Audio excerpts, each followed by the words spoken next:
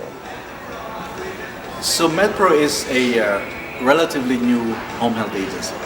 We got accredited in 2011 by the Joint Commission, and since then we have really evolved as a company. And by evolution of the company, I mean we founded the company based on number one, our solid ethic values. We are ethical, we're people driven, we're innovative, and we're compassionate.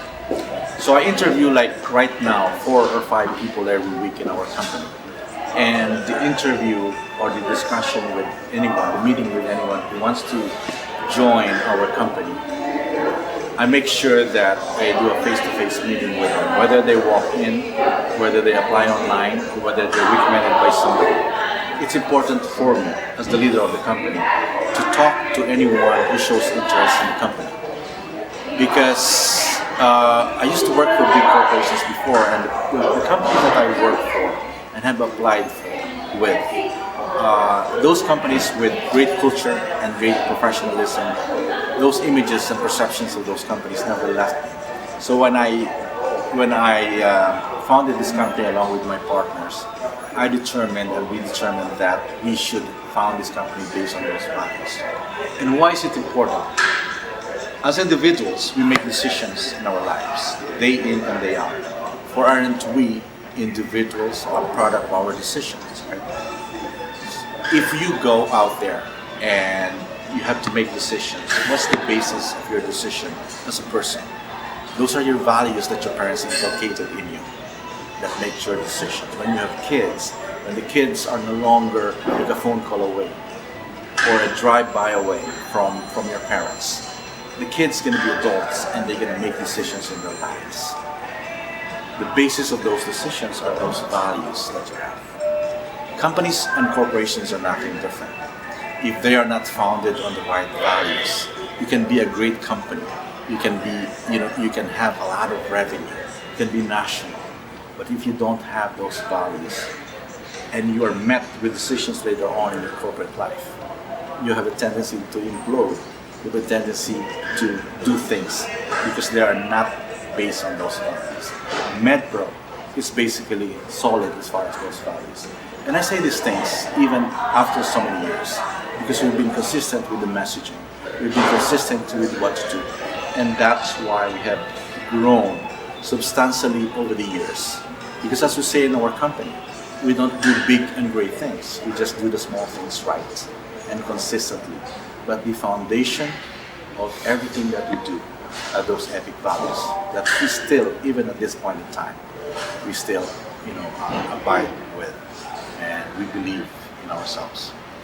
If I came to work in MedPro today, what are some of those values that stick with me 10 years from now?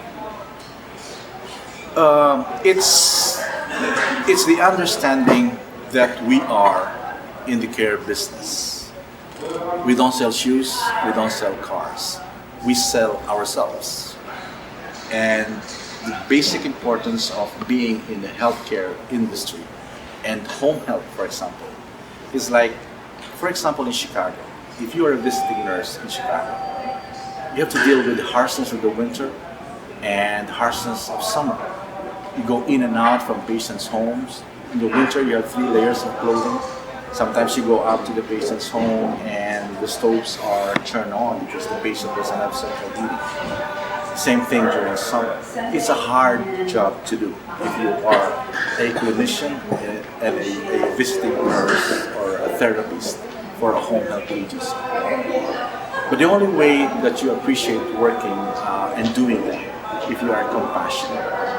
And if you work for MedPro, you can be rest assured that your ethical values are going to be safe as well as your license because we are a company who abide by those values. The second point is we have a great culture. Our culture is not something that's on the frames on the wall, but it's a culture that we live with and we live by. What is culture for a company? Culture is the way you do things, the way people in a company work and interact with each other. We operate on a culture that's friendly. It's a family-oriented culture. Because I believe that happy employees are productive employees.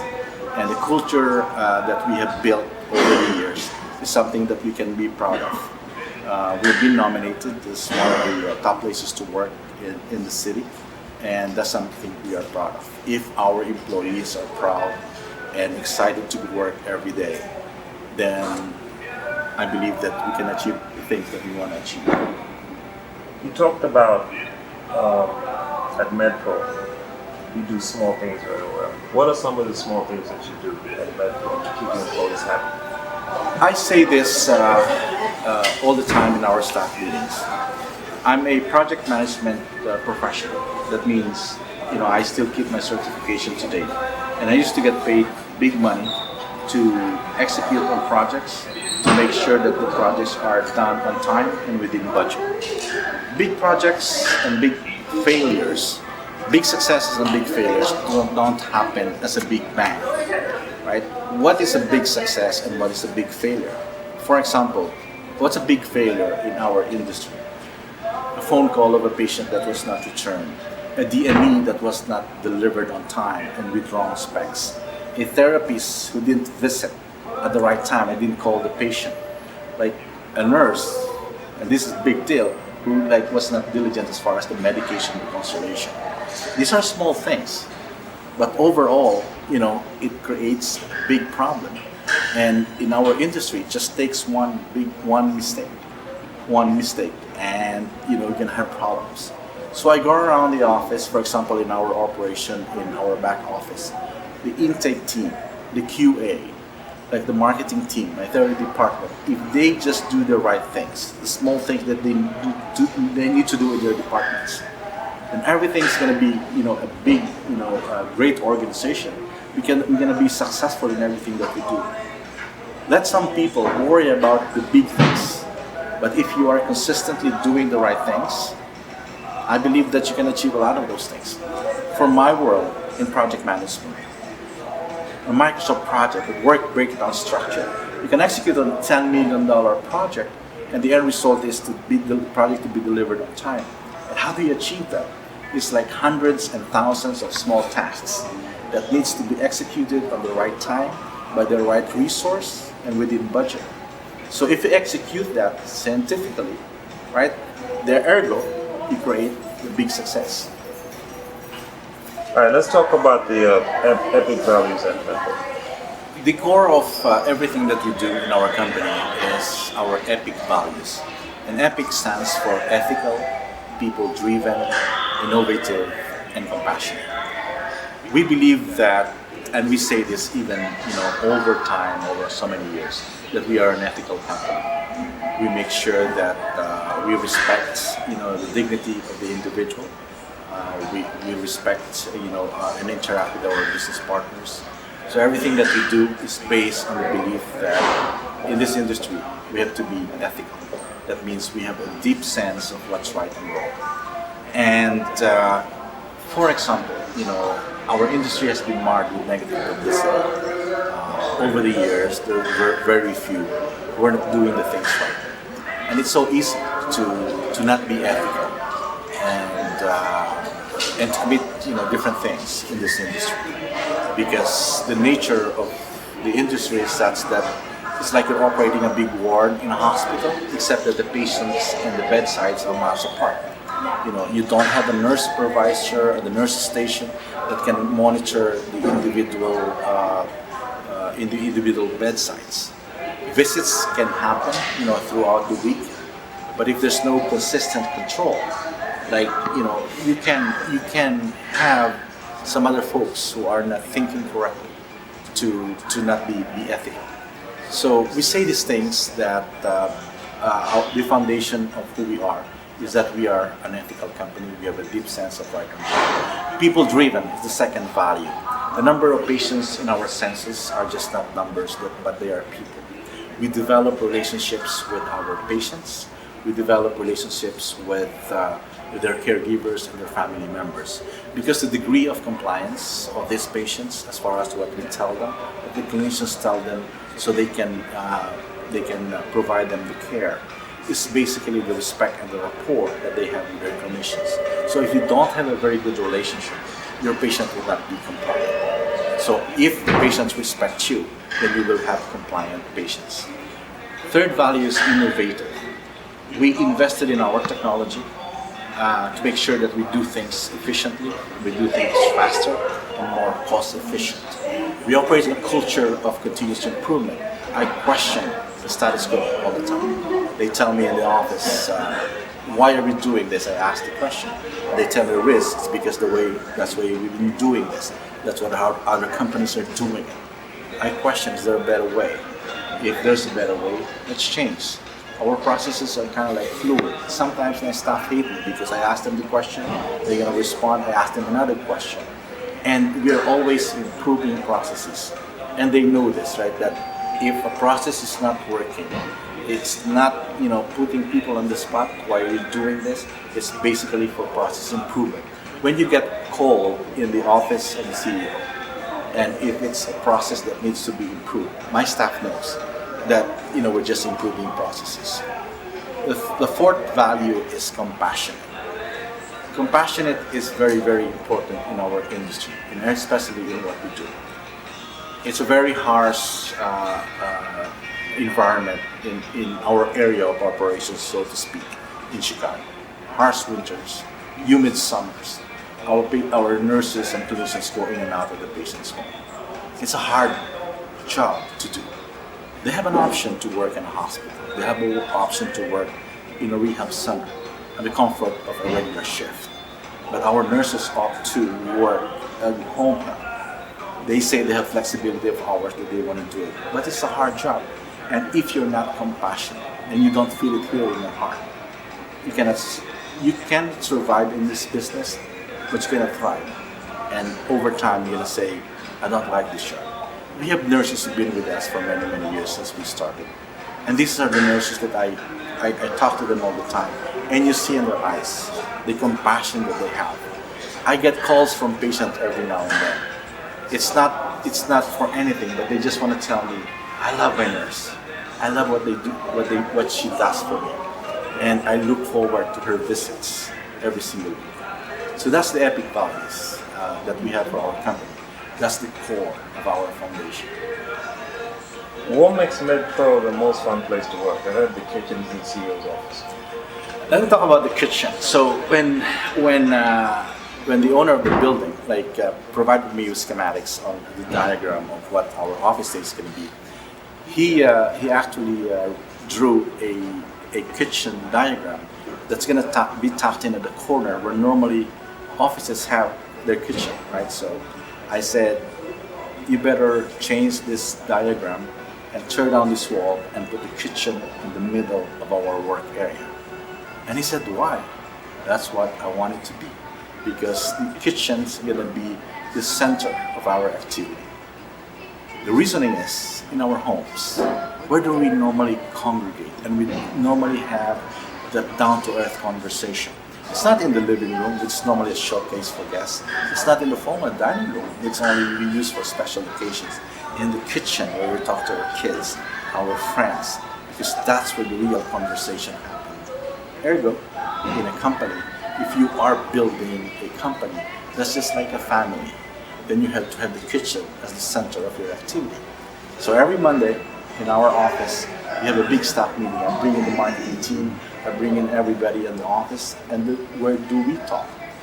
We gather around the kitchen, which is in the middle of the floor. I have a big screen with a projector, and we talk about things that happened last week, our plans for the following week, and we talk about issues. So we are a company that communicates, but the core physical setup is having the kitchen in the middle of the floor. Who's the lead chef? I am actually the cook of the company. This guy is the CEO. So I love to cook, and most of everyone in the company cooks. So since it's in the middle of the kitchen, lunch is like really a fun activity during the day. And every Mondays we serve food because that's where we have our staff meeting. So it's always fun. And we have a pool table in the office. Monday to Friday, regular business hours. It serves as a big table when we can do all documentation, everything that we need to do in a big open space table. Friday evening and after office, pool table and the office turns into a happy place. We even start showing movies in our big screen. We have a table tennis, and we've seen that companies who did that are companies who are concerned about the employees' welfare. Because as I said, happy employees are productive employees, and if it's a fun place to work, you'd like to associate yourself with this company. I have a lot of young employees, staff members in the companies, and this is what I tell them. MedPro is just not a stepping ground or a transient opportunity for you to move on. We're building this company. It's a ground floor opportunity for everyone who works in the company. We have a vision of making this a big company. And if you stay in the company, you can actually anchor your career in a company like this. And it is important that they understood. Young kids, I am next week, start of summer. I'm actually, launching our internship program. We did that over the time. So I have 4 interns that's going to be working for the summer for 3 months. Basically, what they're going to do is they're going to be staffed in the different departments of the company. They're going to be working on a project, on the end of the internship project. And the end of the project, at the end of the internship, they're going to be working on a specific operationalization of a specific thing that they need to do to operationalize our epic values. Anything that they want to do, and they're able to present it to the rest of the team at the end of the internship. So people are, our interns are really excited to work. We're doing this every year. This is what I tell folks who I interview. We don't need people who need jobs. We don't hire people who need jobs. We hire people who believe in what we believe. The reality is, for example, nurses. Nurses can find jobs anywhere. So nurses can work in hospital, in the rehab centers, skilled nursing facilities. They can be anywhere. And that's why I spend a lot of time during these interviews. Because what do I look for in those interviews? I look for compassion. I look for a yearning to learn. I look for team play spirit. I look for things that I think they will be able to articulate our values and that who believe in our values. People submit to your resumes. They fill up forms online. It's just a small representation of who that person is, who that applicant is. But when they sit down, across the desk from me, and I ask those questions, I ask questions that I can sense whether they can blend with the team. When I interview, I visualize, and not only do I visualize, but I play a scene in my mind. How would this nurse interact with a patient who won't agree with everything she says? Right? It's okay if you visualize agreeing with the patient, right? What if the patient is hard to deal with, right? Patient who questions everything that you do. How would they interact? So by across the table, I can sense that. And over time, I consider myself already an experienced interviewer, and those are the things that I look for. I look for, as I said, compassion, ability to be able to work as a team, and those who believe in our epic values as well. How do you deal with keeping up the morale of your people during challenging times? Communication, that's important, right? So you work in a company and you're blindsided, and you don't want that. I used to work with big corporations, small companies and big corporations, and suddenly you see a memo, right, from management, and you don't know what's going on, right? So I knew that as an employee, somebody who just follows, right? When I was starting in my corporate career, I don't like that, because if I'm gonna spend time working for this company, I want to be part of it, even in a small way. So how do I do this? The key, to leadership is basically The foundation of leadership is credibility, and credibility is based on right communication. So my staff meetings, I wake up like 4 or 5 in the morning on Mondays to prepare for the staff meeting. Not only do I talk about things that's good, but I also talk about things that's not doing well. Because I tell my staff, I don't sugarcoat things. If this is going on in our company, these are the things that we need to address, then you're going to be part of the solution. So they feel a sense of empowerment because I can assign responsibilities to them, and they're aware of what's going on. I think that's important. People are not guessing what's going on with the company. They spend time in the company, so you better talk to them. And I over time, for so many years, we've been keeping really good employees at very, very low attrition rate.